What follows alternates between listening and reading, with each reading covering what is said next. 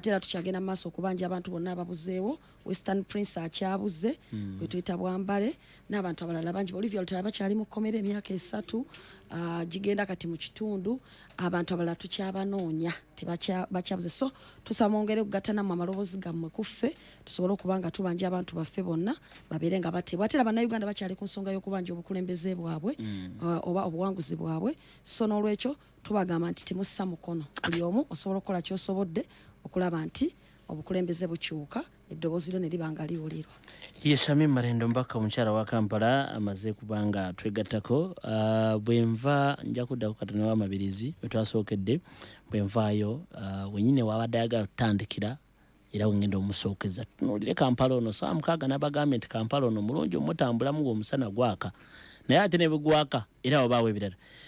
Mabiriizi sebo akatabo kano wansi ndabawo slogan egamba the non-stoppable national revival. Wembadde nkubuze nga lwaki tewakoma obubira abiri mu ggulu nga tukyasobola kudda mu kalulu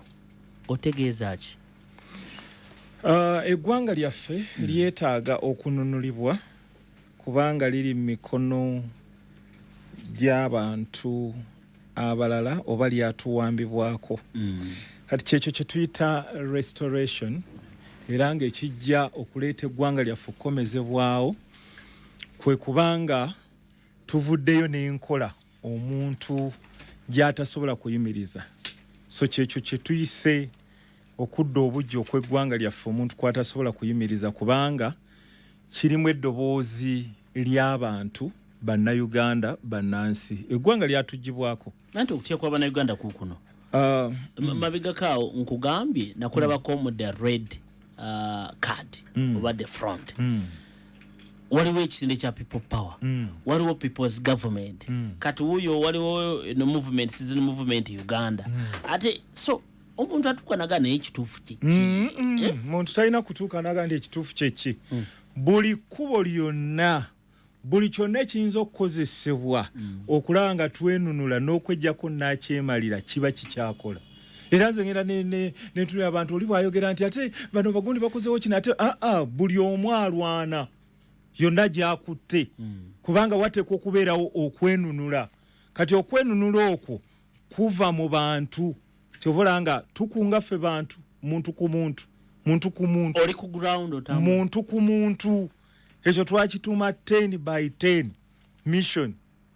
Buli lwolaba omuntu yenna ng'ali munansi emabega we ekitono wabayo abantu 10 abantu batambulira mu ssuubi wabeerayo abantu 10 by 10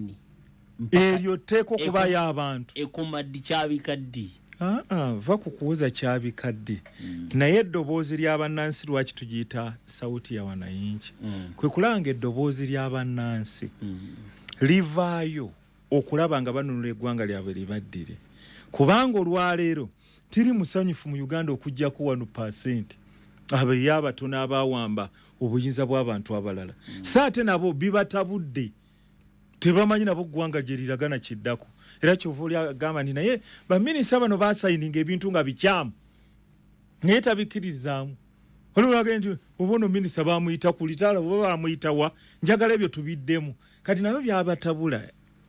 gundi yabaggwako ideas naye buli lwe batunuulira ebigenda mu maaso bongera kweteekako obukuumi kwenyweza aleme kuva mu kafo kalimu kati ate Uganda eyongera kwononeka kufa ebyabugagga byokka Uganda byerina senga biba bikozeseddwa bulungi bino ebirala byonna bye twogerako teweetaaga kwewola teweetaaga biki naye obuzibu bannansi obunansi bwabwe bwabwegibwako okuviira ddala mu constitution eya 1995 yo yennyini nfu. Kati kana akatabo kalimu ki mu bufunze? Akatabo ekikalimu mu bufunze yenkola egenda okuyitwamu okulabanga eggwanga Uganda lyenunula. Era ffe tugamba ni 2026 bwajja bwe tuba tutuuseeyo eyo twandibadde na kalulu ka referendum akakwataganako n'enkyukakyuka ku byo nfuga wano Uganda so si kalulu nti tugenda muka president. So how is it different from People's Front, that is red card? How is it different from people power package? Package zamwe zawo kana zitya? Kati package zaawukanira wano nti bali baga mulimu ebintu ebyenjawulo muno mulimu ebyenjawulo ebitali muli ekyokulabirako tugamba nti eggwanga lino movement ebbanga lyegiwangaaliddemu ne President Yoweri Kaguta Museveni kati olwaleero kiyinza okuba nga kizibu omujja mu kazannyo era bw'oga nti kuzzaawo ggwanga bweriti oyinza okwekanga oba ebyakatonda natural death ko etali nyangu masses ng'abantu basazeewo naye ng'okunze bibiina ne bimujjako naye bw'oyogera ku kyakalulu kutuusa mukolo kati kyetuva tugamba ni naye yeetaaga okumanya ensonga zino bwe kiba nga si neeri mu bazungu naye nga wane Kenya baateesa ne Moi ne bamugamba nti eggwanga lyaffe lifa tukole kino kitegeeza nti ekyo tukyetaaga Mabiriizi oyagala mutuulege wansi ne gavumenti muteese ebibiina bino by'olina okuzimba ne bimuleetera okugamba nti oteekeddwa okutuula emabbali oba oyagala oba toyagala eggwanga lyaffe ligende mu maaso kati equation eyo tokyasobola mujjamu kyovola nti bajeti yaffe esinga obunene ki byakulwanyisa kuteesa kikoyogerako yenyweza okwebifo so okwebifo okweggwanga lyaffe twatukadde oditeeseza omanyi abantu abamu tebamanyi nti transition yatandikadda kebeeno yokka shift okuva mu Bangereza Abamerika bano ba Germany tudde eno mu Asia eyo yokka eyo transition kati yatandikadde eri eggwanga lyaffe naye ogitwala otya maaso eggwanga likyuke n'emirembe nga tewali ukatabanguko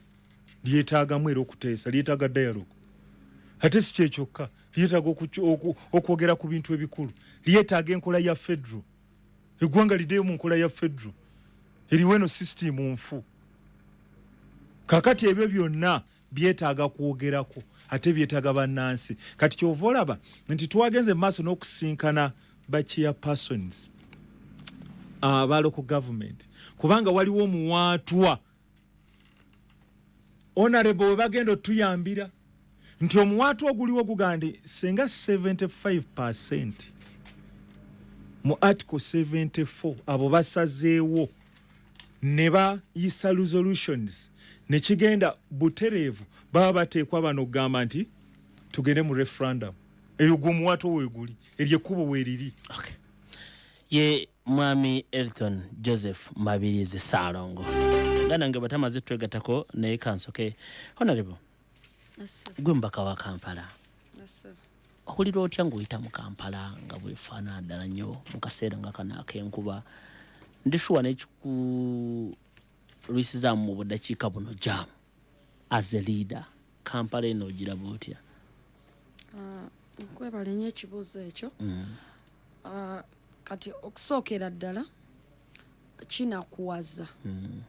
okuba nti mu kitundu oba mu capital city y'eggwanga omuli abantu we beegattira bonna nga bavudde yonna nti esenta ffenna etugatta tusangamu buli ggwanga buli kika kya muntu abasuubuzi buli omu byonna tubisangamu era ffenna tukkiririza wamu nti abamu kubasinga okusasula emisolo mu Uganda wano one of the highest taxpayers tax base ya Uganda ebimu ku bifo byenyumirizaamu byegamba nti wasinga okuba omusolo wali mu kibuga Kampala wa mu capital city ya Kampala era mu kifo kino nga kiteekeddwa okuba nti embeera mwe kiri n'enteekateeka gye kiteekeddwamu efiitinga okuba capital city n'okuba nti capital city nga bwewandirabye airport byebimu ku bifo ebyandibadde feesi y'eggwanga nti omuntu bw'atuuka ku airport y'eggwanga afuna ekifaananyi ky'eggwanga omuntu alina okuba nga bw'atuuka ku capital city afuna ekifaananyi ky'eggwanga naye ekisinga okunakuwaza nti obuvunaanyizibwa obusinga okuba obukulu mu kulaba nti Kampala eteekerwa n'okulaba nti buli kimu kiri mu order ekimu ku bitongole oba ekitongole ekitwala ekikulu ekya KCCA kizze kitulambika ebbanga lyonna nti kikola ku nkola yakutereeza kibuga era olwaleero ne mu nnaku zino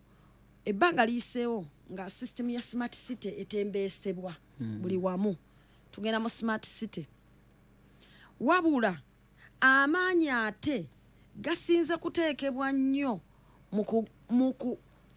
kye bagamba okuteekateeka abagikoleramu oba okubagobaganyamu okusinga ebintu byetulaba ebyandisoose okukolebwako mu kibuga Kampala. Ngenda kuwa ekyokulabirako ti mu kibuga Kampala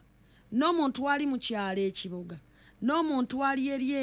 Embaale ali erira ali ekamuli wherever asobola okukirengera nti bw'otunulira ekibuga Kampala amaanyi gateekeddwa nnyo mu kugamba nti mulimu omujjuso gw'abantu tusooke tugufulumyemu. So tegateekeddwa mu kukulaakulanya mu kukola ebiri besiki waliwo ebiri besiki ku kibuga ebisookerwako nga tonnaba kugamba nti mulimu abantu bameka kuba bajjanga obalaba era ne batandika emirimu ng'obalaba era ne bakola mu mbeera gye bakola ng'obalaba era bali cooperative ng'obalaba era obasolooza ssente mu ngeri emu oba endala buli ayagala abasolooza owa traffic n'abasolooza owa police n'abasolooza owa keseewu n'abasolooza owa enforcement yavudde n'abasolooza buli omu kubanga balwana n'okusigala nga bakola ze babasoloozezza mu bumenyi bw'amateeka nezo ze basasula mu butuufu amateeka buli wamu basoloozebwa naye kyengezaako okulaga ki nti capital city eri mu mbeera eswaza kyekisooka capital city eri mu mbeera ng'eta erimu nti yo tesasula musolo. Capital city ya Uganda Kampala eri mu mbeera nti baginyunyunta bunyunyunsi abalimu abakola banyunyuntibwa nga ssente zibanyunyuntamu nabo bennyini tebabaterereza mirimu gyabwe wabula olubanyunyunta nga bagamba nti ate kati awo muliwo mu bukyamu mukole eki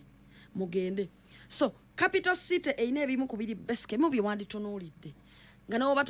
togamba nti nasoma bya capital city simaze genda ku benchmarking London one nti ekibuga kyonna twandikitunuulidde kubanga si gwe gusoose buli nkuba lwetonya kifuladinga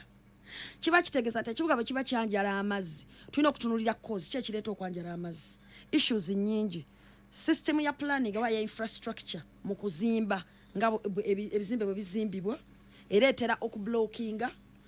olumu passages ez'amazzi mwe gandiise emyala egimu gizimbiddwamu abagagga abamu ne giba nga gizibikidde. For example njja ku example already tubadde ne issue n'abantu b'erusaze abamu kuba abadde so badly affected by the heavy rains naye nga challenge emu nti waliwo company yakola ekizimbe yazimba bulungi gundi yayo gundi negenda neyezimba mu party erimu omwala ne guzibikira kati amazzi bwe gabanga enkuba etonye nnyo it overflood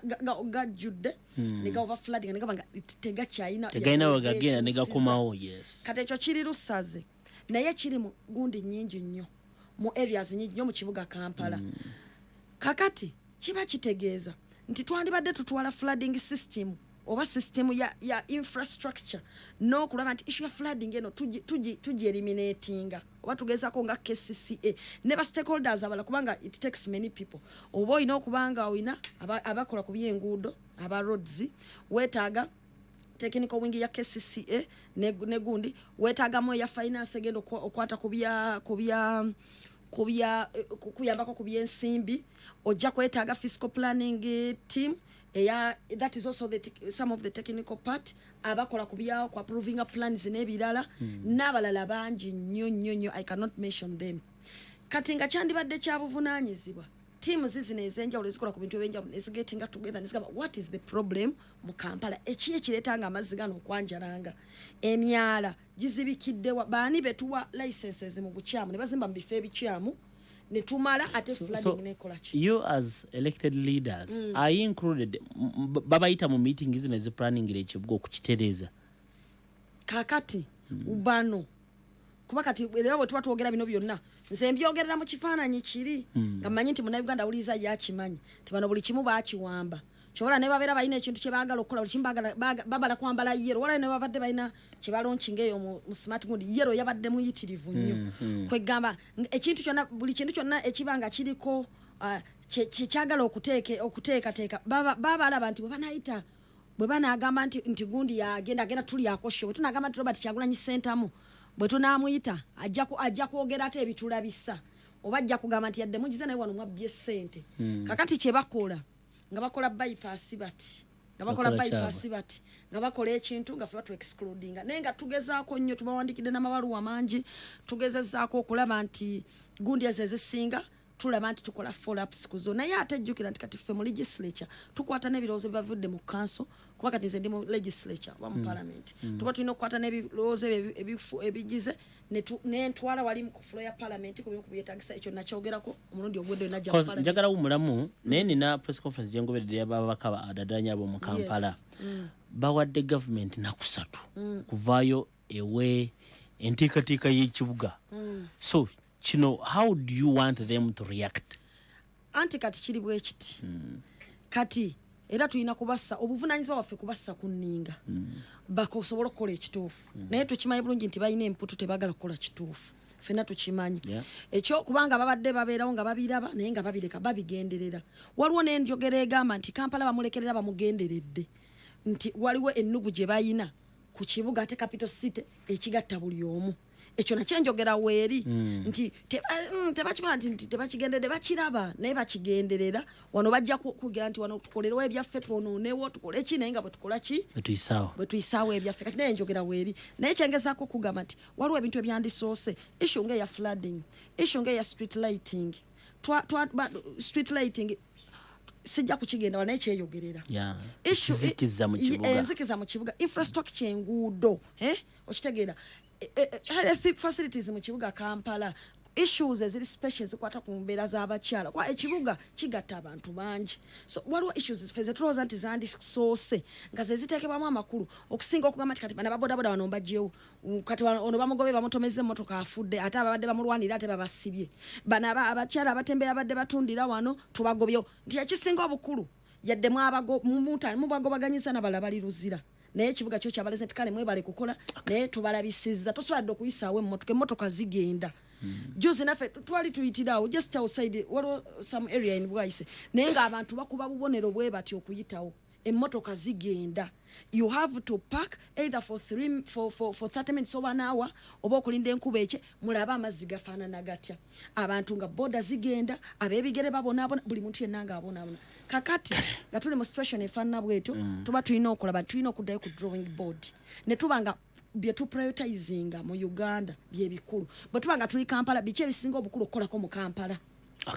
organizing ekibuga teri abaganyi naye mwokyogonizinge nga musinziira ku bisookerwako ekyokubiri nga mwengeginze abakulembeze baamu kubanga ly'eddoboozi ly'abantu abawa amaloboozi n'alternatives ate nga mwengeginze n'abantu abakikoleramu ku ebyo bye muba mugenda okukola ye mbaka Shamim Malende mbaka omukyala wa Kampala kansoke nve wano bwe nkobawo tutandikira muganda nga bate yatwegaseeko dda ate tulabe ensonga endatuvaako abakugu mu tekinologiya mu Uganda n'okwetoloola ensi yonna bakutegekedde Apple Digital Experience esookedde ddala mu ggwanga nga tugenda kusomesa abavubuka bonna n'abakyala bonna mu Uganda okola ssente ku internet mu ngeri ez'enjawulo omuli freelancing, online writing, blogging, affiliate marketing, ebooks and e-commerce, virtual assistant, Amazon, TikTok ne YouTube monetization.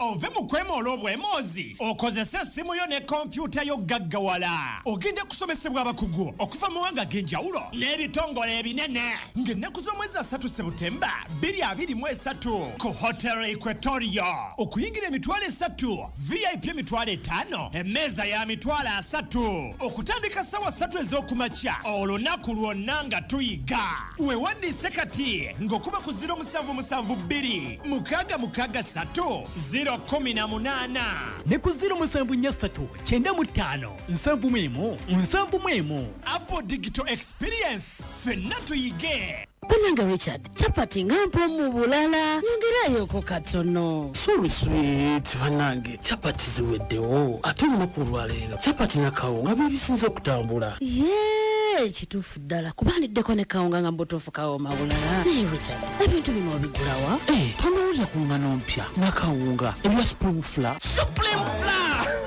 Ngane kwata mangu mpomu nkugambye abagiriddeko bo bagitenda butenzi ejjira mu bipimo bibiri omuli ekyengano ogogosa n'ekyakawunga kakasooli erimu ne vitamins mwenda bwedu okukosa n'ebirungo ebirala ekwanguyisa ekwata mangu n'osobola okukekkereza buto. Supreme Flour esangibwa mu supermarket zonna ezisinga obungi mu ggwanga ne maduuka gonna. Supreme Flour ekolebwa bano aba Mandela Millers abasangibwa e Busega ku Masaka Road. Supreme Flour, a product of Mandela Group. Adhan kuchikumusambukataniza mwenda PAL FM ekuleteddwa BMK Group of Companies nga bali wamu ne Royal Milk abakutuusaako amata amalungi ddala agali ku mutindo nga tegatabikiddwamu wadde ettondo ly'otuzzi. Weefunira amata aga Royal Milk okuva ku branches zaabwe ezeetoolodde Kampala yonna. قال رسول الله صلى الله عليه وسلم يغامب مبكوا الله okusaasira kwa Allah kubeere kuye n'emirembe. إذا سمعتم المؤذن bwemba muwulidde omwazinyi فقولوا مثل ما يقول المؤذن muddeemu ng'omwazinyi bw'agamba. الله أكبر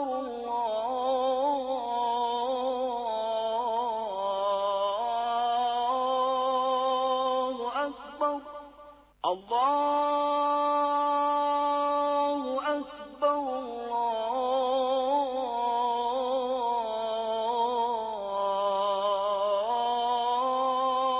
الله أكبر أشهد أن لا إله إلا الله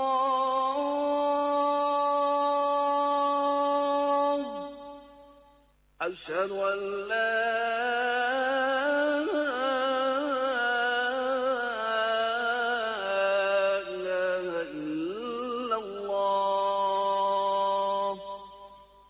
أشهد أن محمد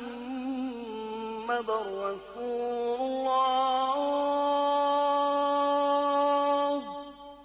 أشهد أن محمد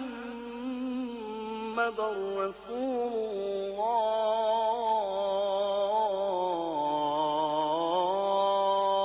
الله حي على الصلاة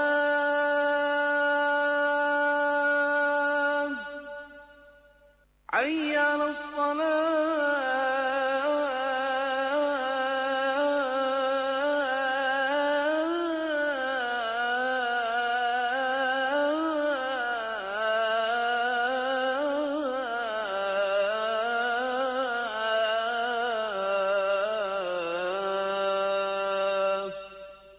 حي على الفلاح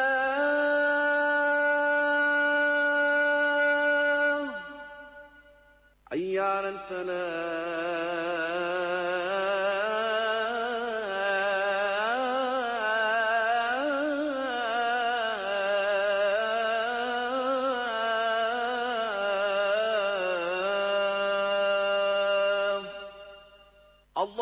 الله أكبر الله أكبر لا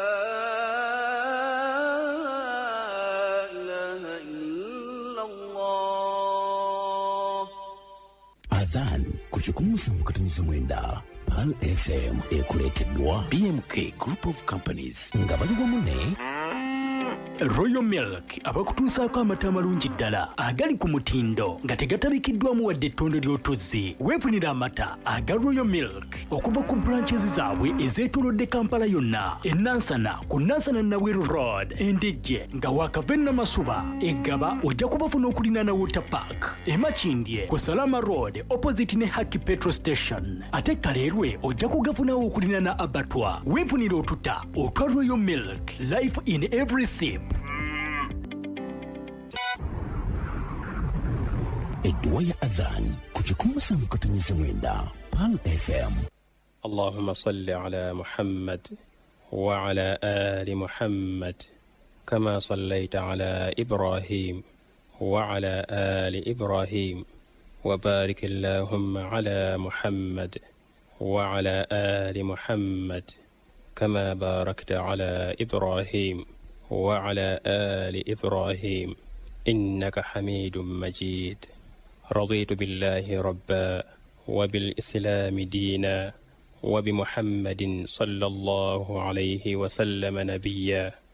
اللهم رب هذه الدعوة التامة والصلاة القائمة آت محمدا الوسيلة والفضيلة ودرجة الرفيعة وابعثه مقاما محمودا الذي وعدته. الدوايا أذان كتكم سنفكتنيز mwenda Pale FM ekula ly'omuntu wa bulijjo. Eno ye Ayatul Kursiyu ng'ekutuusibwako abafamire ya Muhammad Kigozi esangibwa Poland ne Switzerland. Eno ye aya y'essaawa eno ng'ekutuusibwako Fresh Mind International abakakasibwa Ministry ya Gender, Labour and Social Development okufunira bannayuganda emirimu emitala w'amayanja mu mawanga nga Dubai, Abu Dhabi ne Qatar. إذ قال لأبيه يا أبت لم تعبد ما لا يسمع ولا يبصر ولا يغني عنك شيئا يا أبت إني قد جاءني من العلم ما لم يأتك فاتبعني أهدك صراطا سويا يا أبت لا تعبد الشيطان إن الشيطان كان للرحمن عصيا. Eyo yebadde aya y'essaawa eno ng'ekutuusibwako Fresh Mind International abakakasibwa Ministry ya Gender, Labour and Social Development okufunira bannayuganda emirimu emitala w'amayanja bakubireko ku 0704 23 16 65.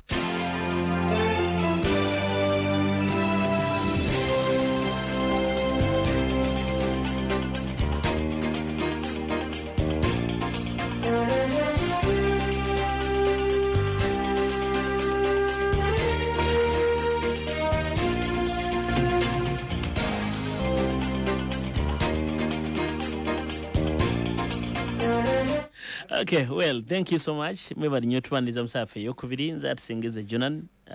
studios. Nchari muno mbako mcharo wa Kampala. Honorable Shamim Malende.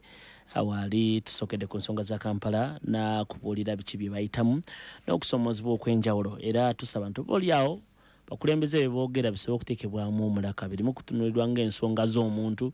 wabula kuli omuntu wa wansi oyo atamanyi kigenda mu maaso kale bw'oba olina issues ne Shamim ne mubaka omulala n'omukulembeze sooka obize ebbala okolera abantu ba wansi. Mukadde waffe Engineer Elton Joseph Mabiriizi Saalongo wali wano abatamanyi yaliko presidential candidate mu mwaka gwa 2016 era y'omu ku basajja baayugumya ensi eno nga yes mukama wange mukwano gwo yavulira wa ani Charlia gyali London gyali London mwogera ate kyekigaana okwogera communication nawe etatuuka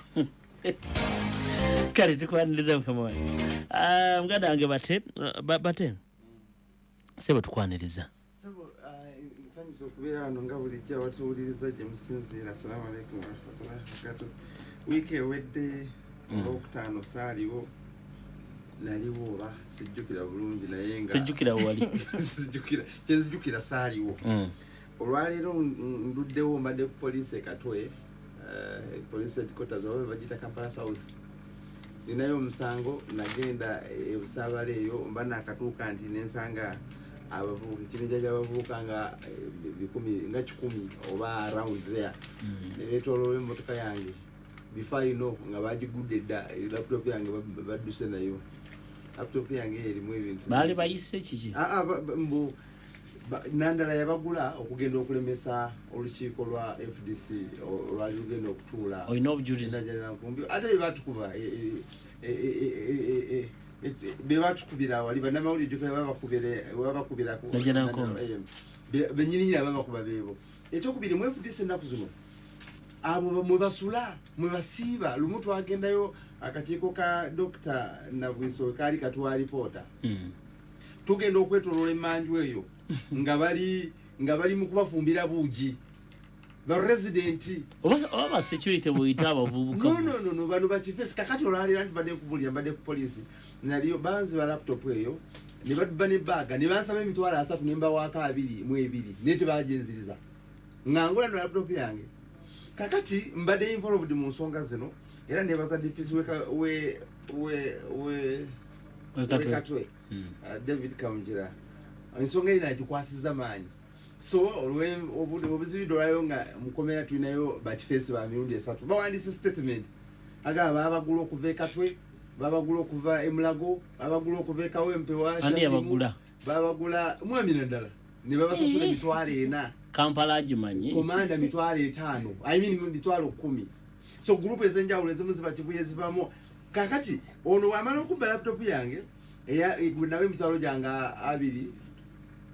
2 mukubire simu ngagamba bana mwe mugende bali basasula sente za mwe waliwo omwana erinnya lesirimu ndyerabidde bulungi akola ku sapiensa bamubala baga mulimu recorder mulimu esimu mulimu biki yagijjana jana nkumbi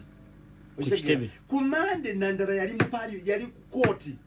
nga yetorudde abayaye bemu ababadde soka tebintu byo babikuwadde ate babimpadde kakati leero police kutte abambasatu naye kati ekirungi kyetutuuseeko olwaliro progress gyetukoze nti tutegedde ani yagibba mumategedde laptop we kyokka ababbi bannange ababbi abawuliriza bannange nabo bafunamu akadde bawuliriza kule ndio ababbi abawuliriza kompyuta eyo bagingulira sagyegulira $3,000 bw'okubyamu Makerere University yagingulira erimu $11,000,000 jagitunze emitwalo 3 really kakati naye nga kyeneebuuza nga tetunatuuka awo gwe naddala Secretary General mbo watugamba akolanga na UN why are you with thugs so nsonga nkulu ndowooza actually kyekiraga akabenje FDC mwekola ki mweri nti tutuuse kukadde kati nga tewakyali bannakibiina netulina babbinga gwenga Secretary General ogamba mbu oliwo oli Secretary General w'ekibiina naye nga abakwetolodde babbi. So but let's phrase this question like this. UPC byagituukako wabiraba mpaka weeri eyina ebinebwa bibiri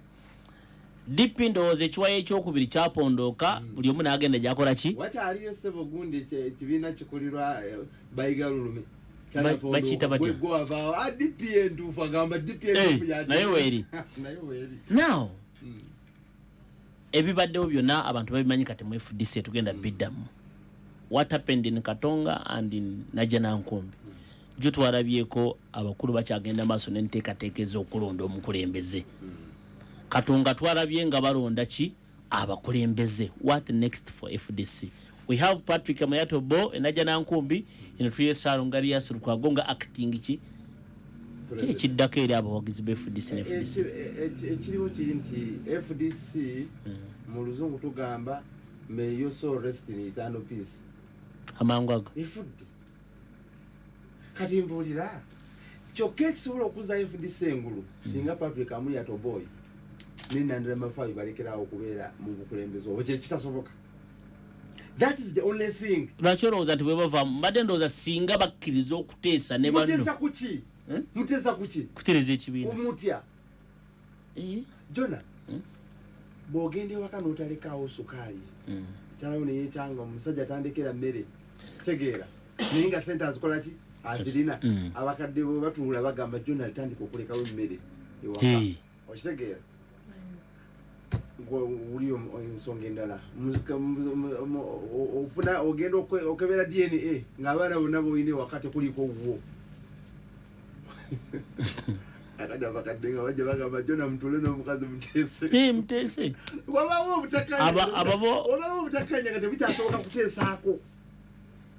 oyina abaana 7 naye nga tekuliko n'ogu owo obutakanya bwate bukyasobola gamba mu mutule muteese oyo omukazi alina okutukolera ng'ate balina DNA efaanagana kugenda omusajja oli abadde amuzaalamu abaana 7. Ekibuuzo kiri nti Najanankumbi yeyina stamp which shows the party. Kankugambe ekigenda okubeera ekizibu okwajja Najanankumbi ekigenda okubeera ekizibu okwajja Najanankumbi nga bwe nkugambye UPC Jimake na James Obote Constitutional Court abalamuzi 3 unanimously mu ruling yawandiikibwa omukyala gwe bayita bamuyitani yali IGG nga kuliko ne madrama kuliko ne Elizabeth Musoke bagamba nti this man no the most immediate Irene Mulyagonja nti ono court of appeal negamba nti ono omusajja is holding this office illegally delegates conference yamuleeta yali emenya mateeka negamba nti faction ya Olalo Tunu obudde bwe yali agivuddeko bosa yentuufu they even never julira ne bagenda mu Supreme Court unanimously Supreme Court nayo nekakasa nti Jima Akenasiye president wa UPC nakati ya president wa UPC. So tukyasobola okulaba ekyo mu FDC kyekiriwo nandala Salabe yamuvuganya ate DP yalondanga buli luvannyuma lw'emyaka 5 kati kiri emyaka 10 oba nena nga Mawu yagikulembera tali givaako bamulonda ani amulonda DP bani yemulonderawo jona kankugambe olinga amalamu abawagizi ba Sarangerias Lukwago Semujunganda Dr. Kanokiza Besije ambassador Birugwa amaanyi nti bwe banasigala eno basigaza bye byanswa ko bali balina ekitebe obuzibu buli bwe butintu kugambye oli ne wa amuli ati ne nanka nibo banasigala mu FDC aba babiri bebaje okuba ne sitampo electoral commission bejo okuwe sente ekitegeeza bana abali Katonga balipotea kisoboka okukola tenga be Katonga bekwata nibagende naje na 10 ne babagobayo ne basigala nga bakolera Katonga tibagenda government intellectual about organization because katugambe obuzibu buva nti bagamba abantu bano bakolagana ne government bashtegera government ina ne president Museveni we realize anit among anit nga bali ekololo yagamba nkola bulungi ne FDC tukolagana ne DP tukolagana ne UPC bojoka abachannemye ba NUP kakati yali ategeeza ati president yenyi natuwadde obujulizi nti bano nkolagana nabo bulungi byeyogerako mu ambesi jabe mind bisoboka kubanga bo byogera no kati anti era bimanyi ne Sarangerias Lukwago of course kati lwaki batumalira ebiseera nti bayine oyagala bakole ki anati kyembuza nange nina kati emyaka 34 natandika okukola emyaka 10 emabega sente sizirabanga nozinoonya buli lunaku ngera mu tawuni buli lunaku nezibula engera lokaziganye mumatalo okawa n'okubira jona wa emperezayo mutwalo mfune ezindi yote Kampala otandikire wakoze eki mbubiro tuli mu struggle abayi UP honali bali wano bajita struggle until ngojuguzisa jo tusobola kuwoza nti kati nemereddwa no oyino jibeera mu mpaka osigala okyagezaako kubanga olutalo lwolimu olw'okukyusa government ulinga kunoonya sente sometimes ofuna roadblocks okitegeera you have to get away around roadblocks bwebanga for as long as nali nsoma ekitabo ky'omusajja bamuyita yalwana mu lutalo lwa SPLA agamba oluusi twalinga twagala okugenda for example nga bagenda okugenda e Nakawa naye nga balina kuyita wano Kampala road bagamba nti waliwo abasirikale ba gavumenti naga bali bameka nti bali 20 nga basobola bakuba ali agati tujja bakuba katugende tuyite ekamocha tugweke Nakawa kubanga bagenda kukumalira obudde ne wankwadde obasobola sometimes bayiza n'okwaratinga gyoyagala okukola ki ultimate goal so sometimes olutalo lubamwe wabaawo oluusi woolaga woba tobakubye tosobola kukola ki kuyitawo so bino byonna mu lutalo bigenda kukola ki bigenda kuba era abalituuka mu nsensuubiza buli wembeerayo bagamba olutalo lukoze ki naye abalituuka mu lutalo nga luwedde bayinza okuba nga si bangi eventually government eno abagala gisula bajja gisula it doesn't matter how long it will take niwe twale emyaka 5 so naye wagenda kubawo ebizibu naye ebizibu ebyo tusobola kuwoza kuweta buziwesi mikono because you see abantu abawakanya okubeerawo kwa Nandala natunuulidde John tunuulidde ekifaananyi kya monitor wa leero oba wakyo ng'amuli ati ali enajana kumigasira face gye manyi yayingidde mu maanyi nga bantu bamwaniriza bakifeesi babambaze engoye za FDC si bawagizi bano bakifeesi babawadde kugaba emitwalo 4 kakati abo bagula bakifeesi bebalaga nti kubanga abantu bonna abamanyiddwa terina n'omugwalina so kitegeeza nti nga ngenda wa mwami Mabiriizi gonda inaki yayogeddeko yabadde bwembaseera bedde yadde saabiti oba omukuba ng'ojjeko bana bakulu waliwo ndoza yabadde Jack Sabit naganti lwaki no I think yabadde honorable Nsibambi nti obudde bwadde buweddeyo lwaki teba no yadde Kikonyogo lwaki tebaalinze ne bayingira akalu n'omuntu omulala yandigaye naye wama singa lwaki Sarengeri asirukwago ne tiimu ye baba nantu badde bagenda lwaki tebaalinze mukono bajjiramu mu kalu ne basigaza ekitebe cause wiki yemu gye balondeddemu obukulembeze bweno ne bano badde beeteekateeka ku luno lwaki tebalinze ku luno Jonathan okimanyi nti abantu abasinga bali mu district bakkiriziganya na Kyamau kyakola mu kibiina kyabwe badde simanyi naye ate abawangula bulijjo era ekiganyisa akalulu mwami Kyagulanyi ng'ayingira akalulu kano yatugamba nti mwami Museveni asobola okuwangulwa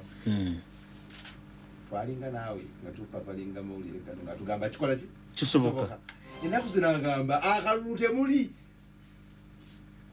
so abakulu baatidde akalulu kubanga otunuuliramu arrangement omusajja yagaba kaadi baani abalina okubeera ba delegates okitegeera yasalawo no gimuwadde ono sigimukoze ki sigimuwadde yasalawo because secretary general yasabawo gala pate kaadi ziggwako FDC zalubeerera ngeze naale muntu olujukwata bwoti obeera nayo buli mwaka bagula kaadi ki nasalawo zibamma n'agenda n'akuliyetinga n'alonda ebifo already kubanga bagenda okutuukanga kuba delegates 1,500 FDC bweteekeddwa okuba nga Nandala personally akondakitiza okulonda kwa delegates nga 600 ngoleda abayina abamanyi bali mu nsawo ze ndowooza be bakifese be yatugulidde abaatubbye kakati oyo omuwangula otya so nze ndowooza nti buli omuntu akugamba mbu jangu mu kalulu of course kubanga era ne muntu the reason bano banandala bajja kubanga muntu yali decent agamba tasobola kukola kintu nga asiikinga okukibenefitinga naye omusajja agula bakifeesi akukubola ebyokutuula oyo gamba otya nti osobola omuwangula mu kalulu so nze ndowooza nti ate sometimes tugenda netulowooza nti bano babesigye balukwago semuju bani abali kusaida eri nti bo basiruguju tebabiraba kubanga abali ekatonga bali more sophisticated than abasekadde na Janankumbi so nze ndowooza nti mu calculation zaabwe bino byonna biri on the table tebalaba kubibuusabuusa maaso naye in the current set up okitegeera nga state luli FDC nga yetayagala polisi nga kati polisi yekuuma FDC okitegeera ng'ontopovu abayaye be baaguze okitegeera abo bawangula otya oyinza n'obawangula gavumenti ne basigazawo nti ffe bano betukola ki so nze ndowooza nti FDC singa ebintu bisigalanga webiri naye beesaanyeewo waliwo omwana yawandiika ku Facebook nti omwana n'omuyimbi yakayimba Natoolo oli wa mukisa yimba kayimba nti oli wa mukisa sigadde kusimanyi nenjagalaako abeNUP ba mukisa kubanga demukeddeno yawandiika akalulu agamba nti Kyagulanyi aswala mu FDC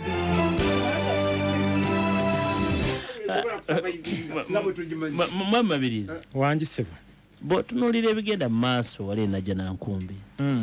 bano banywanyi bo badde nabo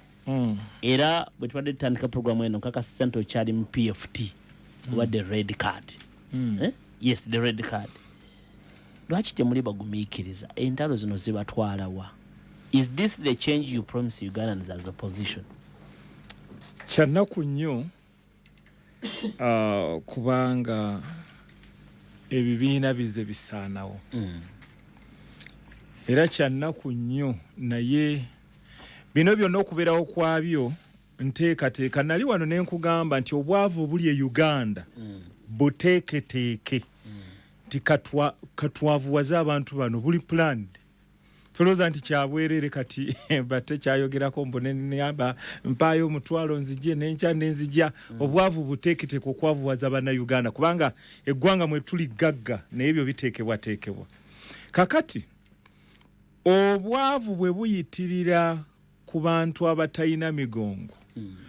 abafaananyizibwa ebyennyanja bye bagula mu migeto obuzibu buba butuuse kati wano kyekimazeewo ebibiina byawo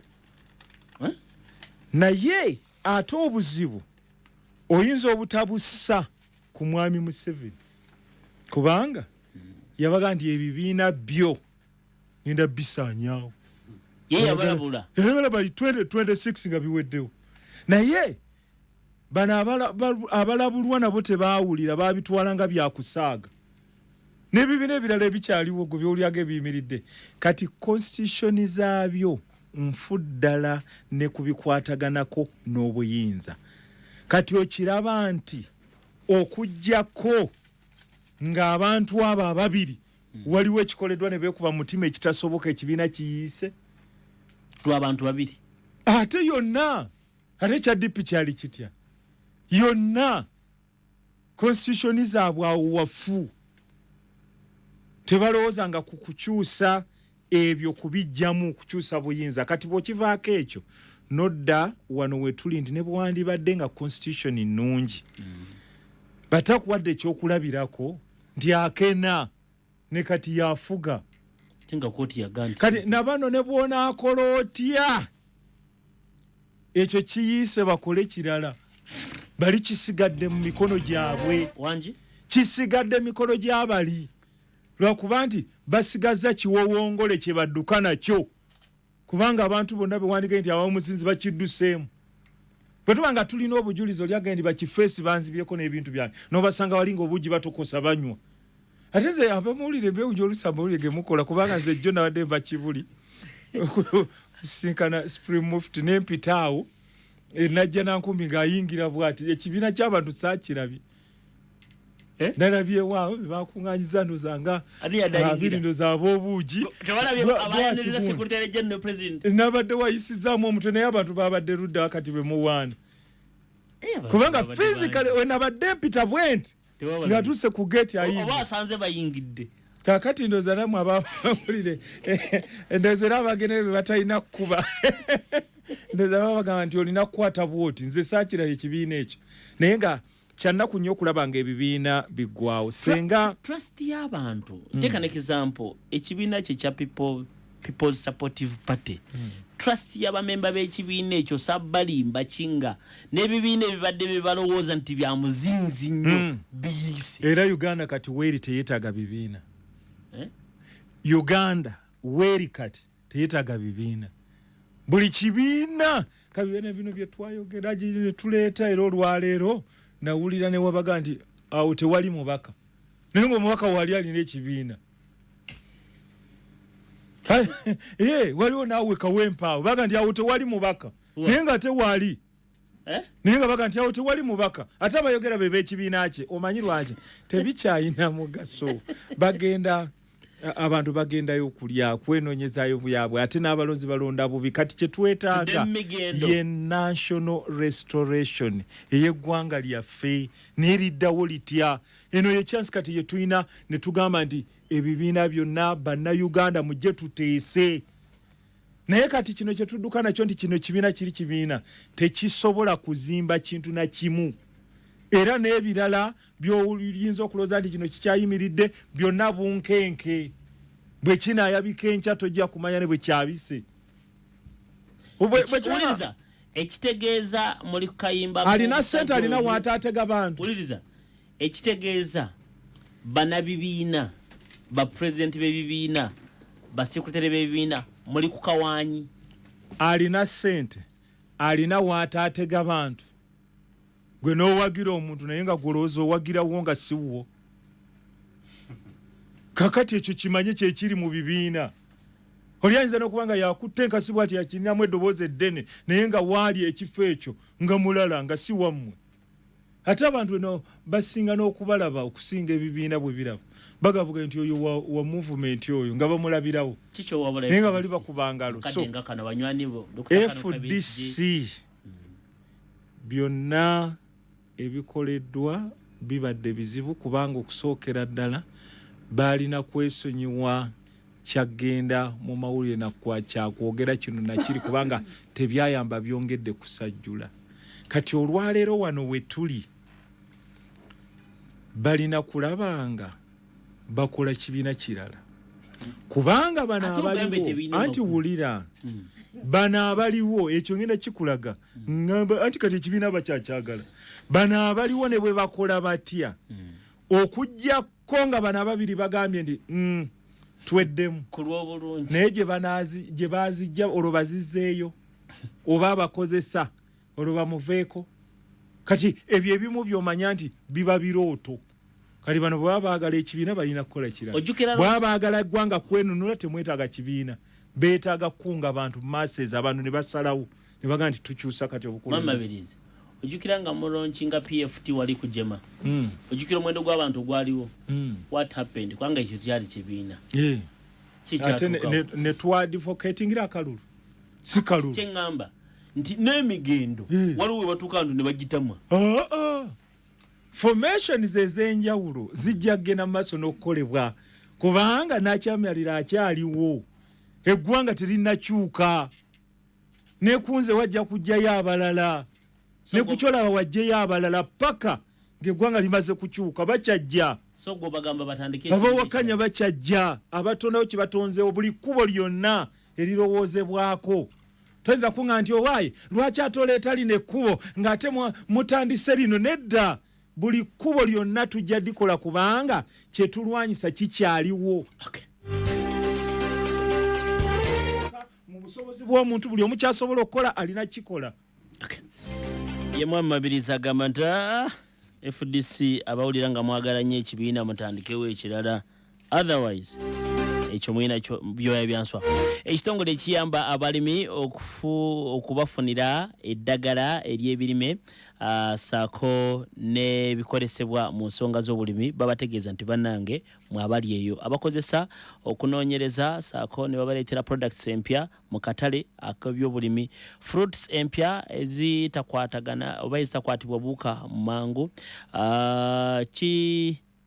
ekijimusa ekyomulembe saako n'ebintu ebirala babategeeza nti bannange mwabali eyo mubakubire ku simu ku 07 09 71 78 ne ku 07 83 07 47 y'ekitongole ekyo ekibategeeza nti bannange ffe ababaleetera enteekateeka y'omulembe ye Agape Innovations beboka abaleetera enteekateeka y'omulembe daddala nnyo mu nsonga ez'obulimi Well Travelers abakutegeeza nti gwe ayagala okukola omulimu oba ayagala okukola umula oba hijja mukwano gwange bakutegeeza nti weeyune Well Travel bakutegeeza nti batambuza abalamazi mwenna mu myezi gyonna era babategeeza nti mwabali eyo ng'oyagala tambula mu lugendo olulungi era oyagala mu hijja saako n'ebirala munange weeyune banaffe aba Yoweri bakubire ku 07 5 55 55 oba ku 07 5 55 55 57 banaffe aba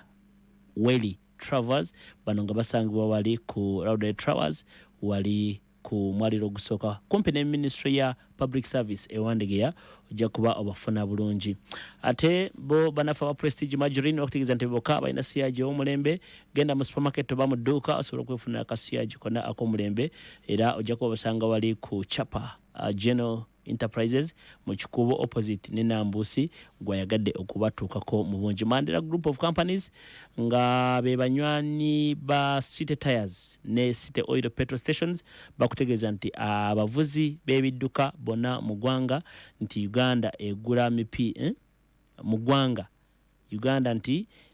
egula emipiira ebiri joka gula emipiira ebiri joka eja ring wrong mu size yonna okole wheel arrangement saako ne mwanatu owangule emotoka eyaffe empya ey'amasanyalaze bugula emipiira just ebiri joka genda ogula emipiira ebiri wetabe mu kazanyaako osobola okuwangula emotoka ey'amasanyalaze eyitibwa zero fuel car era nga eno tegenda mu mafuta kaseera nga kano osobola ogyetaaga aba Apple Digital Experience 2023 Munnayuganda okimanyi nti osobola okugaggawala nga oyita ku mutimbagano oba YouTube, TikTok, saako ne Facebook ng'ate okozesa essimu yo oba kompyuta yo jangu mu musomo oguteekeddwa abakugu b'emitimbagano ogutuumiddwa Apple Digital Experience 2023 ogusookedde ddala wali wano mu Uganda ku Lwomukaaga nga asatu that is next Saturday nga 3 omwezi ogw'omwenda ku Hotel Equatorio wali mu Equatorio Hall okuva ku ssaawa 3 ez'okumakya mpaka ez'olweggulo oli muvubuka oli muyizi oba omwami omukyala munnange bakuga weetanira enteekateeka eno jangu osobola okwegatta mu nteekateeka freelancing online writing munnange namwe abaagala okuyiga aba blogging mwena marketing saako ne e-commerce TikTok Facebook saako n'enteekateeka ezo kyakuba ofuna ku 0 772 6 6 318 ne ku 0 7 4 3957 emitwalo gya kubeera 3 gyokka gya Uganda ate VIP mitwalo 5 so nolwekyo ate emeeza ya mitwalo 3 kitegeeza nti gwe yeetaaga tambulamu n'abantu bo ojja kusasula emitwalo 3 musobola okusasulira emeeza muyige butya busobola kukola business ng'oyita ku mitimbagano egya banaffe so nolwekyo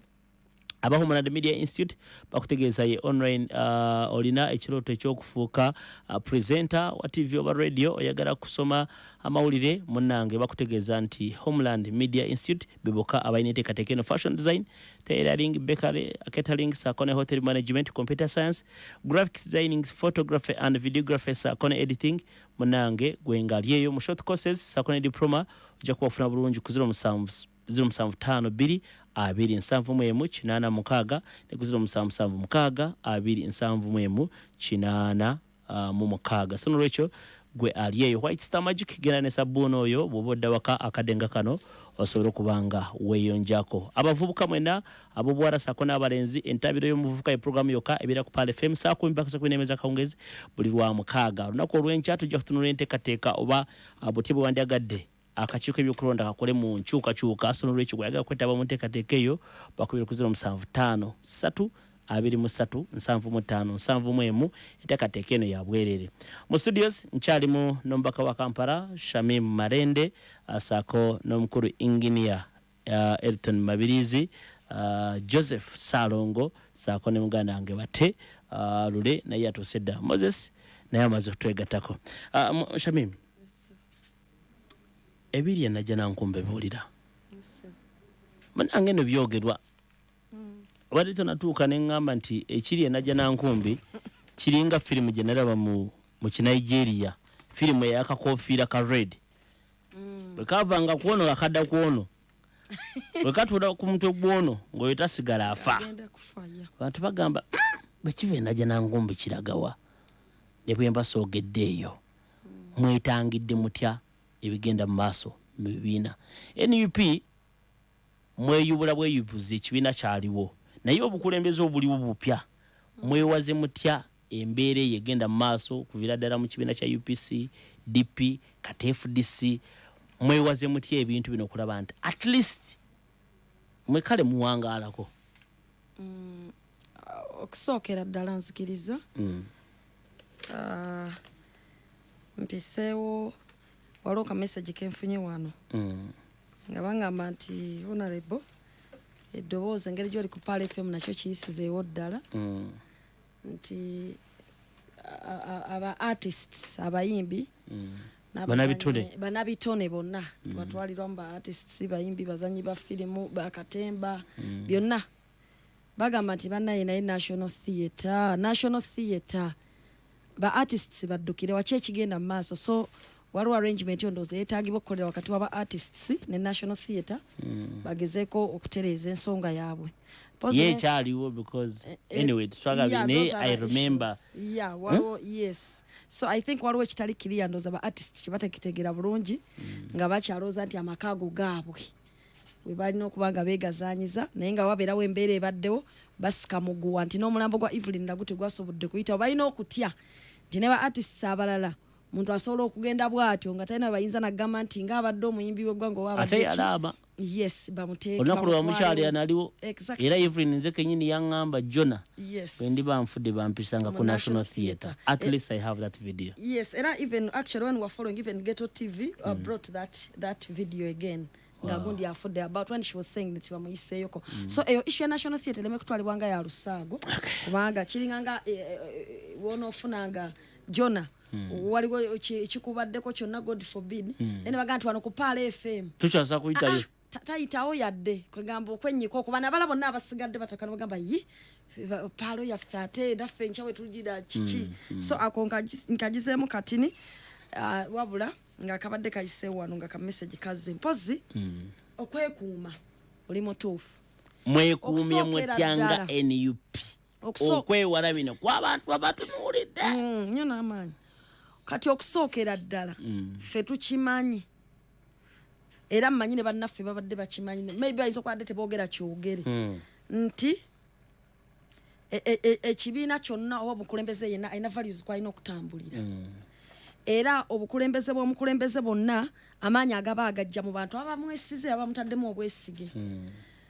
so okusookera ddala kye tumanyi nti mu bantu abakulembeze n'abakoze ebibiina by'obufuzi oba bagoberera omugendo gwonna oba gwabukulembeze ogwaki tuyinamu abatuufu tuyinamu n'abajja nga bazze kwerimbika bwerimbisi era tukimanyi bulungi nti abantu bava ku sides ez'enjawulo ne boogera ebituufu ate abamu ne boogera ebinanaagira olumu abananaagira ne bava ne ku side ate ze tubadde tetusuubira nti banananaagirirayo so ekyo tukirabya out of experience tekitandikidde na ku FDC yokka ng'ekibiina tukirabye emabega wonna ekitiibwa gundi yagenda ne stamp sekretary general tekakwatagana ne president Churchwood obani yakibuuza mwami Rubongoya ne mwami Kyagulanyi press conference recently ekibiina kiri mu handbag kyatugezaako okugamba kiri bwe kiti nti ekisooka obwesigwa bw'abantu bonna na abantu abanyigirizibwa bayina okubanga babussamu abo abasigadde ku kituufu abasigadde nga bakola ekyo kye bateekeddwa okukola kubanga ebiseera ebisinga obwesimbu bw'omuntu n'embeera ze oba mukulembeze tukiraba ng'ateereddwa mu situation wayina opportunities wayina emikisa okuba nti asobola okukola ebirala ebitafaanaganamu eyo mbeera mwabadde so n'olwekyo kyobola nti mu NUP tulinako engombo egamba nti tulibalabira ku ki ku bikolwa byabwe oba mu people power nti tulibalabira ku bikolwa byabwe engombo eyo tekola kwabo bokka abali mu ruling government ekola ku buli munnayuganda yenna eyaweebwa ekifo ky'obukulembeze ali mu kibiina ky'ebyobufuzi ng'akitambuza asuubira okuba nti alina okusigala ku mulamu ogwo gwe yagamba abantu bakulembera n'olwekyo senga aba deviatinze n'ava ku ekyo abantu kye bamusuubira abagoberera oba akakundi kabwe akatono ne kalya mu bantu olukwe oba ne bakola ekyennyume kyakyo abantu abagamba nti ebikola bikoze eki bibayiyeeyo n'olwekyo twekuumye tutya nti buli mukulembeze waali ayina obuvunaanyizibwa okusigala ku mulamwa nga yeebase ewuwe ng'afulumye ng'ali ku masimu kyotegeeza nti naawe tokirinaako pulaani wabula kyosaba buli omu waali bubeere buvunaanyizibwabwe ko weesooka gwe ne bw'oba bakuŋŋaanya n'obatuuza mu lumu ne banyeenya emitwe enkyo gyagenda okulira nti bayambadde gomesi ne bagenda ne bafuna ssente kati kitegeeza obuvunaanyizibwa bw'omukulembeze yenna obusooka alina okwetandikirako nga yeekyekinga ng'akola ekyo ekituufu oba ali mu kibiina kya byabufuzi nti NUP oba ali mu FDC oba ali mu kyonna ekipya kibane kye bayinza okugamba nti omuntu anaagunjaawo solution y'abantu okwefuulira abantu abo bataddemu obwesige tesinziira ku kibiina kya byabufuzi oba muli basanyufu esinziira ku value oba muli batalina kayogedde nga amawunzi kanaga nti oba muli basanyufu mwenge NUP ko bigenda maaso ate tuba basanyufu tutya ng'ebbanga lyonna ne president waffe obadde omulaba n'ekibiina kyaffe nga tuyita bano bonna bannaffe tutambula nabo ng'era tubaagala okitegera era ne bannayuganda nga tebatuboola bannayuganda ne baali batiikinganga manvuuli awamu ne batiikinga ekisumuluzo awamu ne batiikinga enkumbi nga bo bamanyi ffenna tuli ku mugendo gumu n'olwekyo saagala bwe tuna reducinga struggle ku kibiina ky'ebyobufuzi just kati yafudisa engeri gyagize tetukyayina kati kiddawo abano bonna bifu kituufu kirina engeri gye kimalamu amaanyi kwabo abatugobera aba tulinamu essuubi naye tulina okuddayo ku nnono ne tujjukira oba ne tujjukiza abakulembeze ne tugamba nti buli mukulembeze w'okutte olina okuba nga kitandikira ku ggwe it starts with you Mama Mabiriizi nti ebibiina tebikyalina makutu anti ali bwati ebibiina they are vehicles because mu mateeka tosobola cooperatinga nga to operatinga mu ngeri y'amateeka kati Uganda weetuuse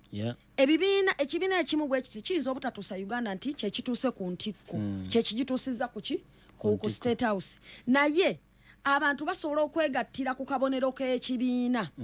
katugambe manvuuli nga bakkiriza nti omukulembeze waakyo Robert Kyagulanyi Ssentamu agatta abantu bonna mu kye tuyita people power n'abeera nga Babesigye abayise baani abayise bonna beekuŋŋaanyiza ne bagamba nti owaayi ekibiina ekimu tekisobola tutwala mu buyinza naye eno veiko y'amanvuuli eriwo oli bw'abanga agiriko yegenda tutwala mu State House ekyo kisoboka. Okay. So kyetugamba nti Uganda nene okusinga ekibiina ky'ebyobufuzi kyonna. Era Uganda nene okusinga omukulembeze w'ekibiina ky'ebyobufuzi kyonna. Tikati munnange engeri nandala mafabi gye yakoza gye bafunye ebizibu bayombagana ne balukwago ne babesi kati Uganda efudde eweddewo. Uganda nene n'okusinga kawo. Mukyali b'amaanyi. Bonna ne bakeera ne bafa kati kankuwa example. Singa enkya Katonda agira Lukwago n'afa. Ssemujju n'afa.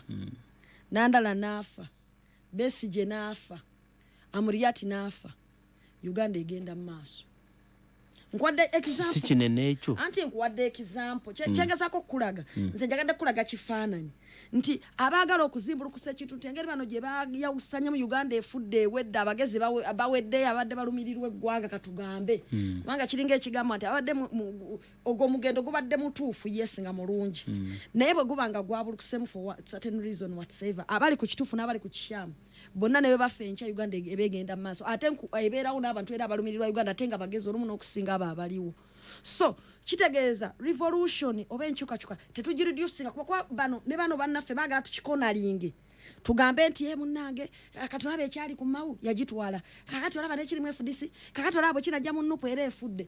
kye tulina okugamba kiri ekintu kimu oyo avudde ku mugendo bwe tubanga tufudde baba agende kubanga tekijjaawo kuba nti bannayuganda bakaaba emisolo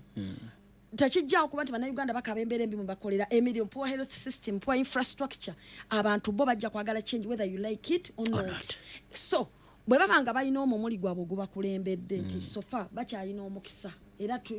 naffe tukyalina omukisa nti omukulembeze akyali watannabeera kuteekamu yadde kadooti bwe kati bagezaako kumugulamu buli anga akoze eki agaani bw'akolagana ne bakulembeze banna abalaba enkyukakyuka abatalinaako bbala bannayuganda ne twegattira wamu mu maanyi gaffe aga people power tulaga nti Uganda nene okusinga omuntu yenna era wenyini we mbadde njagala nokikugamba nti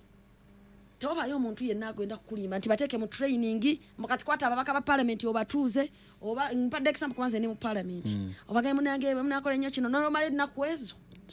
oli ayagala okulya mu bantu olukwe tomanya yetaga training dabo mutuza mu training ne wamogera okuva ku macha n'omulaga nga boyagala ensi nga bwalina okwagala ensi ye nga mama we bwabonabona nga azaala oli baba yagala okulya mu nsi yo olukwe nga alina ogwo omutima tosobola kumukyusa n'olwekyo that's why kiri tujajingira abantu ku bikolwa byabwe fenga ebibiina tulina obuvunaanyizibwa okugenda mu maaso n'okustickinga ku values. So they are good FDC members. They are good DP members. They are APC members. Tebagwa mu maanyi. Exactly. Buli mu kibiina kirimu abantu abajega n'abatuufu. Kebene waffe mu NUP tuyirayo empulunguse. Era zijja zeeraga mpola. Ezo ezeeraga mu lwatu n'ezo zikyali mu busirifu. Nenga boga nti nnaku z'omubbizi baana. Kakati kyovala tugamba nti buli wamu waliwo empulunguse n'abalamu. Naye tugamba nti ba oppressed Ugandans be baliwa. Bwe badda side emu. Ne bano ba oppressors ne baddemu n'abasazeewo okulya ebyamangu ne badda side emu n'abasazeewo okugumiikiriza bali ekito ne baddemu ojja genda okulaba nga Uganda esobola okununulwa. So revolution tugitunulire mu level ngazi nga batugezaako okubulira bannaffe ekituufu naye nga tumaliza ku individual tugamba oba oli mukulembeze twala obuvunaanyizibwa omanyi nti olina mandate y'abantu. Shamim Malende ombaka omukyalo wa Kampala njagala kwebaza mwena abatukubira gamba ati muganange Hassan Nsubuga mwebale nnyo omukawempo ngambye kwe muli muwuliriza n'abalala mwena gambye process Saudi Arabia webale nnyo okuba nti kooli nze Kawoya Muhammadi ntumbudde omuntu wa wansi tayambiddwa kale webale nnyo Dr. Hassan Wandegeya wali nnyo okuba nti kooli bannamawulire baganda bange mwena Hakim ne tiimu yo yonna mwenanga kwe muli mwebale nnyo. Bubaka buba bungi nyinza obutabumalayo onagambye jona webale kuweereza nze maama Husina ekazo Angola banakazo Angola bakuuliriza nnyo webale nnyo bawasara kutaawe katwe Rashid webale nnyo muganda wange njagala kukwata esimu bbiri olwakadde lena abantu bange bano boogere kigambo kyabwe olwakadde.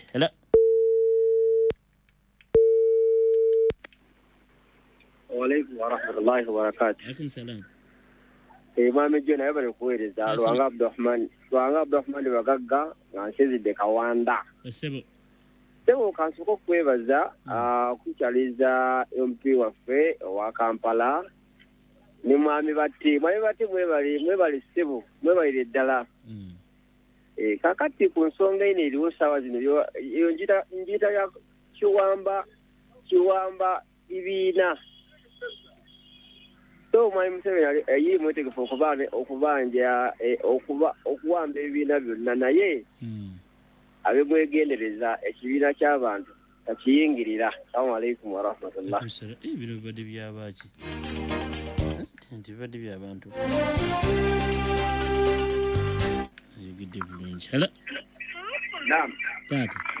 Assalamu alaikum warahmatullahi wabarakatuh. Alaikum salaam warahmatullah. Yona. Sebo. Weba kweleza gwanga. Aho yakuliriza ni ono. Yaba Elias Mabanda mu Kampala. Nkufunye bulungi. Senga wona birango mu bakoyo Shamim. Nawe yagala kubeera nga ye. Nange ngobanja bulunaku mu Bugambe byoyogerana bulunaku ngobisaba Museveni. Wallahi Mugambe obo yawo sanga na jinfunira. Mugambe era kanveeko Mugambe. Assalamu alaikum warahmatullah. Tiaberi yatska Mugambe kintu banja gali. Mr. Jonah, thanks for the program. I'm live listening to you. I'm a boxer here kubukoto. Hey, boxer. Kali ubale nnyo. Ndowooza kankome wano. Nkwata esimu emu. Ala? Katumwa Yusufu omuzi wa bode Katumwa Katale. Nkufunye Katumwa. Leero nkufunye. Mwami Jona yebale kuweereza. Mbaka wo uno waali. Waali NUP era nsiime nnyo nga mpuliriza. Mwami Jona kanzijemu nkwebaze. Ntinganze Katumwa Yusufu omuzi wa bode Katumwa Katale nkwebaza. N'omubaka waffe oyo mwebaza owa NUP n'ekintu kimu kye tulwanako byonna bibaddeko. FDC si kye kizibu kya Uganda Mwami Jona n'omubaka waffe oyo. Si bwe kiri? Mfano Mwami Jona goli munnamawulire otambula buli wamu. Tambula mu kibuga, tambula okuva e Katwano nonna. Wonna ensi yonna yakyuka dda. N'ekyengumya abantu bamu Mwami Jona ng'afundikira. Uganda kye tulina ekintu kimu nganze Katumwa Yusufu omuvuzi wa bode Katumwa Katale. Ababoda twakola ki gavumenti? Mwami Jona tuukakaawo wali Shoprite n'omubaka omubaka wange Mamindi. Tuukakaawo ku Shoprite awo. Abasirikale tebakyabasasula. Ekyo nga kivuddeko. FDC tesobola kuyingira NUP. Era ekyo Mwami Jona ng'afundikira. NUP Katonda yagitonda. Omanyi lwaki Katonda yatonda ng'omuntu tasobola kuweza myaka 2. Yapeerawo ng'amanyi nti abalya mmere tuli babi nnyo. Mwami Jona ng'afundikira. Wallahi ya Mungu gye buva ne gye bulaga. Wallahi ng'akidda Mwami Jona tonzigyako nganze Katumwa Yusufu omuzi wa bode Katumwa Katale. NUP ne Kyagulanyi Ssentamu. Wallahi tugenda kwagala NUP era tugenda kwagala Kyagulanyi Ssentamu. Temwagala FDC je. FDC yayonooneka eringa DP. Ebyo katubireke si kye kizibu kya Uganda. Nga nfundikira Mwami Jona ngenda kugulira tiketi ogenda olabe ku Champion Good Rugogo nera singo Champion Good enkyagenda kube kali bali nnyo agamba ati agaye sebo bali nnyo okuweereza ndabiraho nairo Shamim Malende wano Kate Farao Kawempe tumwagala nnyo nze Dennis City wakabi Fragraiser NUP People Power Uganda bali nnyo olwakadde nyinza obutasuka wano Moses kwata kazindarako buza ku bantu bango byoko kyobagamba nga tumaliriza. Nze nalabye nti lawyer w'abantu abanyigiriza bali mu studios. Honorable Shamim Malende ngamba ne wesiyogera kubanga honorable wali obudde wanga bukozesa naye sebo bali kumpongosa okubeerako wano.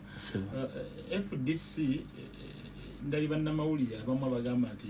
Katonga faction never number when let's be professional. Katonga those are just jokers. But in the general home. Era munamwe nawali Katonga faction no ngamo ya mawuli ya gasomera. Achiwayi chachi.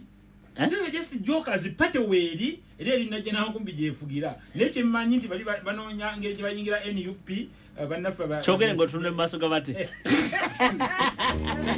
Naye ndakulabula NUP. Yes bano bakujja mu NUP naye bakajiko natabula. Mwami lukwa yali erangiddewo kuba president general wa DP ejukire Luweero. Wabjakirawa so FDC nze kyemanyi nga senior journalist weri erina jana nkumbira bakola mirimu gyabwe. Mambati mudachike mujagalo si toda mu Moses kange byamwe bimanyi totomuddamu sibula busibuzi kulwo bulungi bwabawuliriza omanyi akazino kunya kagala osimba nayo mpita nnyo ku mutimbagano wano tukupita ku Facebook nzagayo mukwano gwange bulola nzagayo omuntu Usaini bagamba FDC kisebe kiri twajjana kumpi Katolinga agamba bulola yali wano no jagala kugamba bali ogande sida mu Moses kati jagala kudamba buli owensanga nga abawagizi be naale mu lukulwe batandise okuwagawaga omanyi oli kuti okusibude bate it's time to stop and reflect with the direction jowabadolaga abadagende ekawembe wa Shamim owato kutenna kawo kaliwo balinyo Mam Elton ekigamba kisembeyo mwenna abatuliriza tweyanziza njagala bagamba nti okununulibwa kw'eggwanga lyaffe kwa buli Munnayuganda yenna muve mu kunenya ono n'oli kiri na kiri naye gwe okoze eki ogasse eki ku ggwanga lyo ku lwa Katonda n'ensi yange Elton Mabiriizi Shalongo Honorable Shamim Atweyanziza nnyo abatuliriza bannange tukyali ku mulamu ogw'okununula Uganda buli omu kola ky'osobola okusobola okubanja obuwanguzi bwaffe phase 2 eyatuwa ejja mpozi mugenda tambula tugenda kutambula kubanga tuli mu mateeka abaleka bwe bamenyi b'amateeka tujja bakwata tubaggalira ate tudde n'entebe tuyinza n'otandikira entebe mu phase 2 mpozi nekyatubanja abantu baffe abasibiddwa n'abawambiddwa bannange mubate bamagala Omar bakomawo mu kkooti nga 26 omwezi guno ate n'abalala bangi tuwoyozayoza Jovia Motesi nga 18 kyabazinga nga 18 November ine bantu agenda tugonnomulako ensonga bannange tweyanzege mwebale nnyo okubeera nga mutuwuliriza abantu b'e Kampala kansembyeyo kino aba bodaboda bannaye bakoye okutulugunyizibwa abakyalamu batulugunya ekisusse abatundira ku makubo ne be mwasiba abatembeyi tugezaako okulwana nti bavayo mu kkomera naye bannange tusaba unconditionally babeere nga nabo bateebwa kuba baali banoonya 10 tebazza musango Okay, wewale nnyo omubaka Shamim Malende muganda wange Baterule muganda wange Moses Mugarura sako ne engineer Elton Joseph Mabiriizi Shalongo muzikirize nange nkume wano naku lwencha saa 11 tujja kubeera mu butola program entanda extra muganda wange Tama Yasari yatuse dana batwale mu maaso songa za bodaboda twongera obasabira olwa kifese bakafu butula wano kansabe at least buli office bagenda bajikwateko ekola ebitali mu mateeka onga bankomere nze atusingize Jonathan Temvako Owange nini mbuziyo olunaku lwe nazula buto wa Fortune Gold namanya nti nfunye gold enfumba yange teddanga mu kubeera kyekimu eddekende akawoowo n'essanyu nga nfumbisa buto wa Fortune Gold buto wa Fortune Gold asiddwamu ebirungo byonna eby'omugaso agira mu bipimo eby'enjawulo era asangibwa mu maduuka ne supermarket zonna ezikulinaanye Fortune Gold vegetable